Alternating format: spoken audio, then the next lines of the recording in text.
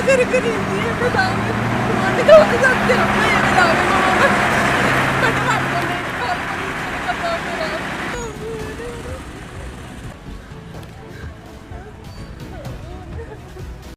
டிவியின் தமிழ் பேசும் உறவுகளை அன்போடு வரவேற்றுக் கொள்கிறோம். ஜிந்துப்பட்டி துப்பாக்கி சூட்டு சம்பவத்துல ஜஹரி என்ற மன்னாரை சேர்ந்த அப்பாவியான 20 வயது இளைஞன் படுகொலை செய்யப்பட்டதோட 4 பேர் படுகாயமடைந்த சம்பவம் பெரும் அதிர்வலையை ஏற்படுத்தியிருந்தது.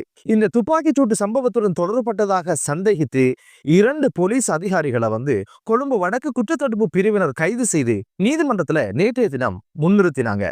ஆரம்பத்துல இந்த துப்பாக்கிச்சூட்டுக்கு பின்புலமாக இருப்பது பழனி மற்றும் பூக்குடுக்கண்ணா இரு தரப்புக்கு இடையிலான சண்டையினுடைய பிரதிபலிப்பாகத்தான் இது நடந்து முடிஞ்ச அப்படின்னு சொல்லப்பட்ட இந்த வேளையில எதற்காக 2 போலீஸ் அதிகாரிகளை கைது செஞ்சாங்க அப்படின்னு கேட்டீங்கன்னா, இவர்கள் சார்ந்த குற்றச்சாட்டுக்களை சந்தேகங்களை போலீசார் நீதிமன்றத்துல முன்வைச்சாங்க.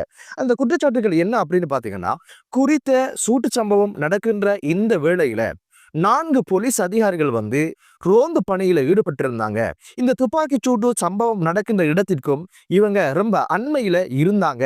எனவே இந்த ஒரு துப்பாக்கி சூட்டு சம்பவத்தை தடுப்பதற்கான இயலுமை இருந்தும் இவர்கள் எந்த நடவடிக்கையும் எடுக்கல. அதை தாண்டி இந்த துப்பாக்கிதாரிகளை பிடிக்கிறதுக்கான எந்த முயற்சியும் செய்யல. எனவே இவங்களுக்கும் இந்த துப்பாக்கி சூட்டு சம்பவத்துக்கும் ஏதோ ஒரு வகையில் தொடர்பு இருக்கலாம்.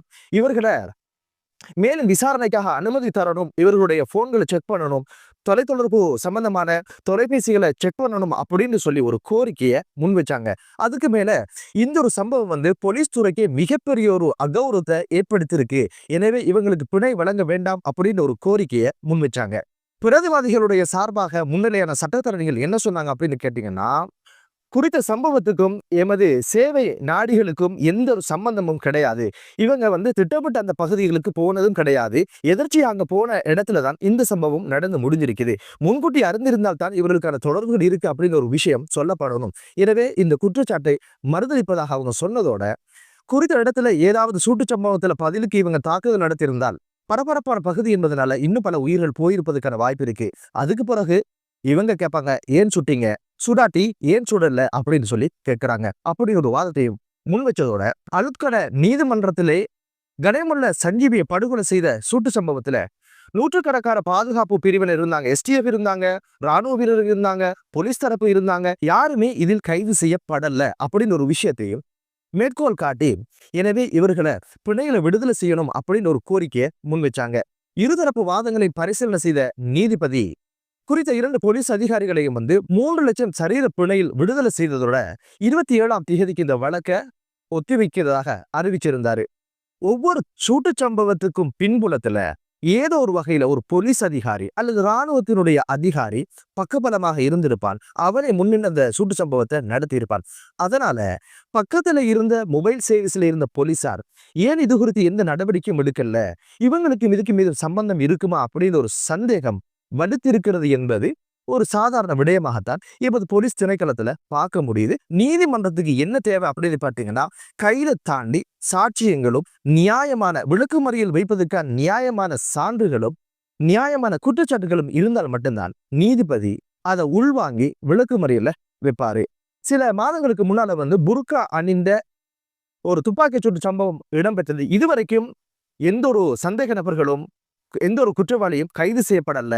இவர்கள் தான் இந்த ஒரு விஷயத்தையும் செய்திருக்கிறாங்க அப்படின்ற ஒரு விஷயம் இப்போது தெரிய வந்திருக்குது. பொறுத்திருந்து பார்க்கலாம் இது குறித்த விசாரணைகள்ல யாரு கைது செய்யப்பட போறாங்க அப்படின்ற ஒரு விஷயம். அடுத்த செய்தி என்ன அப்படின்னு பாத்தீங்கன்னா, தேரர் ஒருவர் அப்பாவி பெண்ணை பயங்கரமாக தாக்கி காட்டுல ஓடி போன சம்பவம் பதிவாகி இருக்கு.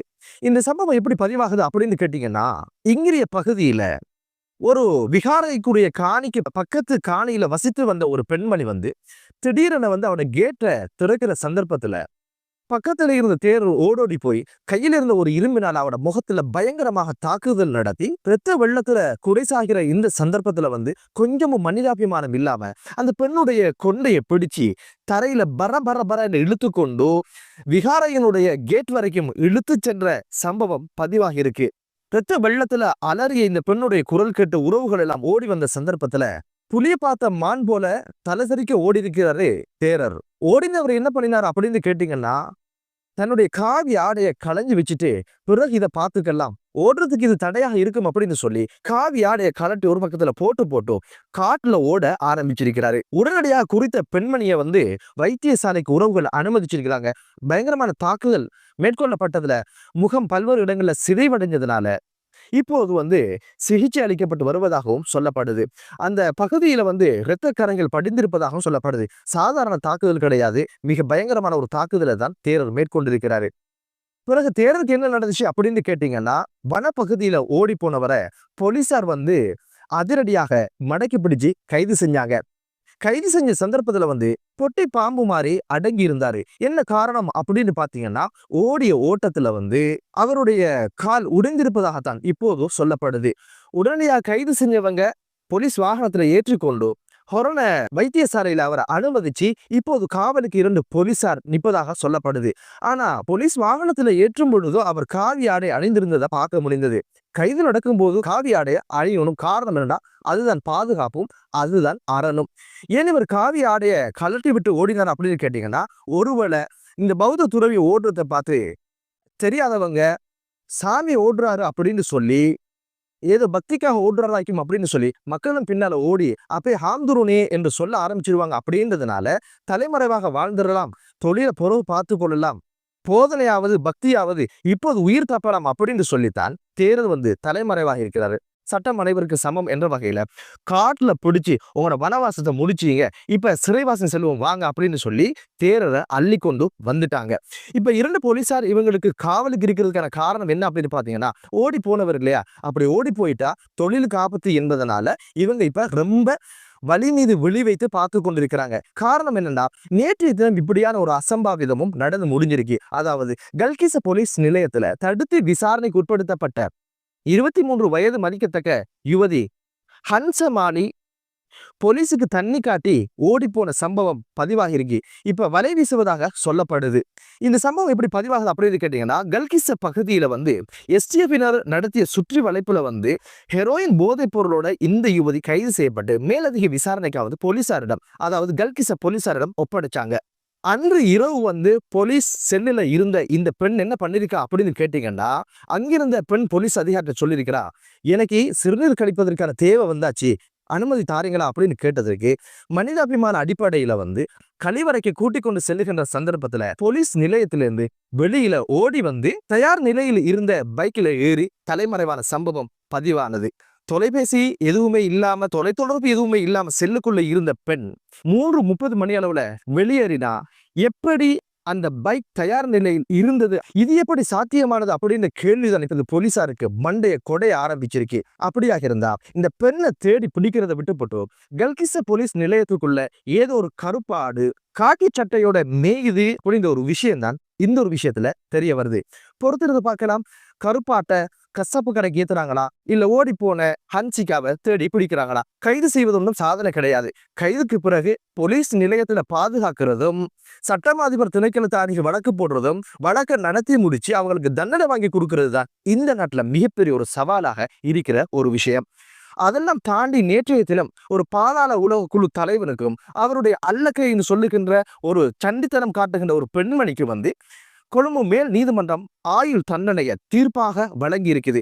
இந்த சம்பவம் எப்படி பதிவாகுது அப்படின்னு கேட்டீங்கன்னா, 2023ஆம் ஆண்டு ஒரு சுற்றுவளைப்பின் போது ஐடியட் சுத்தா என்று சொல்லப்படுகின்ற குறித்த இந்த குற்றவாளியும் அவருக்கு பக்கபலமாக இருந்த பிரியதர்ஷினி என்று சொல்லப்படுகின்ற குற்றவாளியும் சுற்றி வளைக்கப்பட்டதுல கைது செய்யப்பட்டாங்க.